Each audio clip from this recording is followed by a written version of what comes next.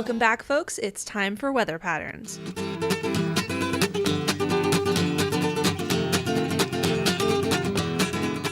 So let's talk about Bastion. I'm not really expecting that a lot of you are going to get super stoked about this event. That's not why I bring it up. I bring it up mainly for the mods. Specifically, what Bastion is doing is it extended an open invitation in the way of an event plot for letting characters from the game Vathion get imported directly with their game canon into the Bastion game. Now, game imports are not new, so it's not a bad thing if your game doesn't allow it. I simply bring this up because Bastion noticed that Vathion was closing. Vathion is not closed yet, but the end game plot is coming. So my point here is that in a situation like Gargle Blasted, for example, that I mentioned, or we found out in the time span that I recorded the last segment in this one, Thusia has been converted to a Muse box. But anyway, the Bastion mods not only extended that invitation to the Vathion players, they're actually incorporating it into an event so that it makes sense within their game's plot for this wave of characters. Haha, water pun. It's a Vathion thing. So that way it will make sense to the Bastion characters too. Now, they were never officially affiliated as a game, but if there was ever, in my opinion, a good reason for games to be affiliates, this would be one of them. It's one thing to do a crossover where the characters then go their separate ways. But this kind of thing happens all the time, where games just run their course. So anyway, I've rambled about that enough. Let's see what else we've got on the plate. I had briefly alluded to Destiny Strings having a fourth wall event. If you get confused like I was initially, it's because within the game, it's called Geartopia. It's taking place in the game in a section called Geartopia, but it is a fourth wall event. You are welcome to participate.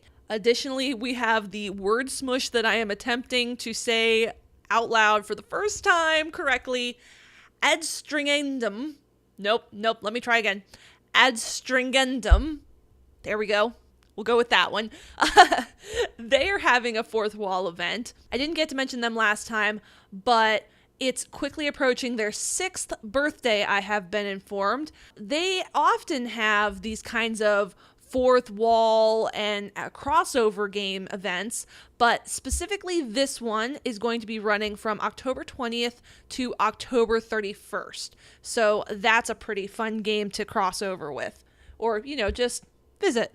Over in the world of Changed, it is, of course, a Halloween theme event, and it looks like they're going to do a whodunit mystery. That sounds pretty awesome.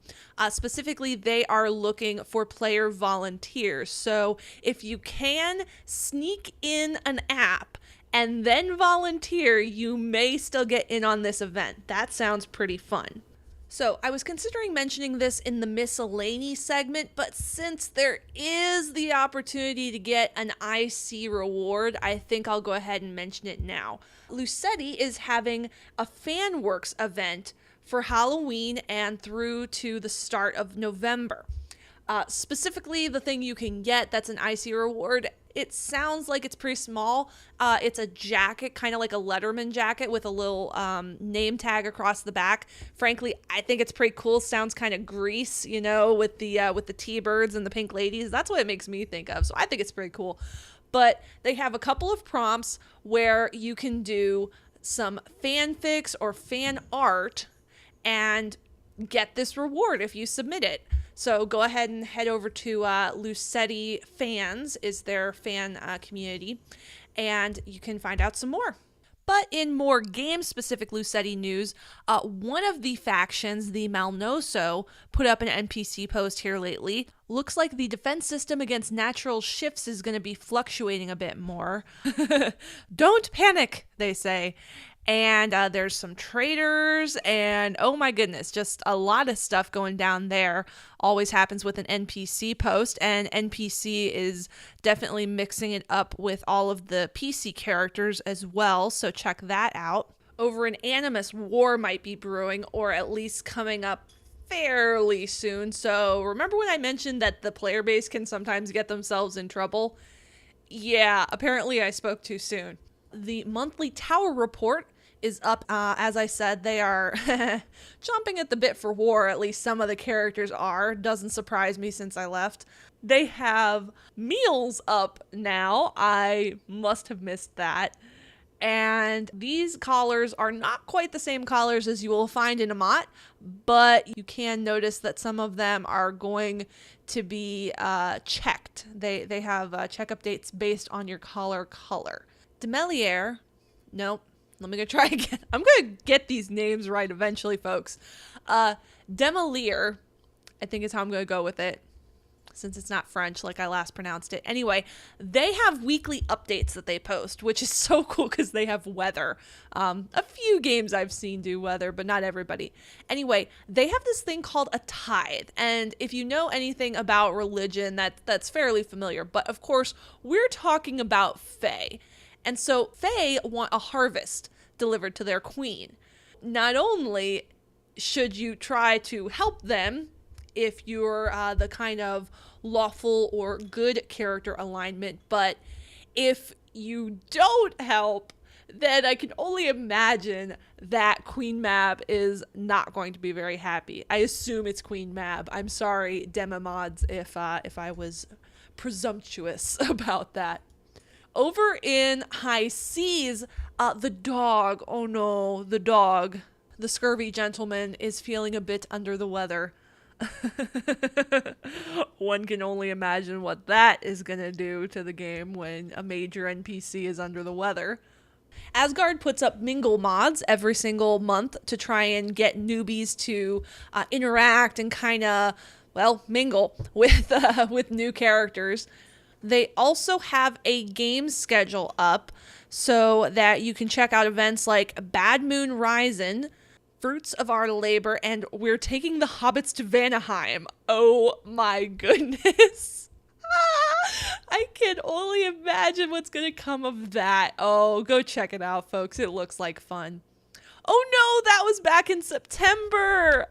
What a tease. Let's see, what do we got in October? Look, a distraction. Makes sense. Given what I just said. We've got Nature and Nurture as well as The Gentleman. Well, clearly if the mods can create such hilariously named events, then you should check them out.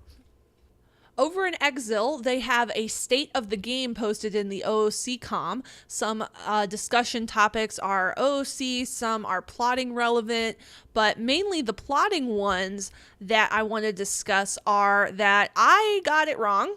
Their game is not so much about world hopping, it's more about timey-wimey shenanigans. So you can see discussions of where timey-wimey shenanigans are fitting into their game if you're considering apping there. So you can actually kind of get a feel for where the game is without necessarily participating in an event. That sounds pretty much like a fourth wall event to me, that, you know, you're gauging whether or not you want to join the game or at least having a good time.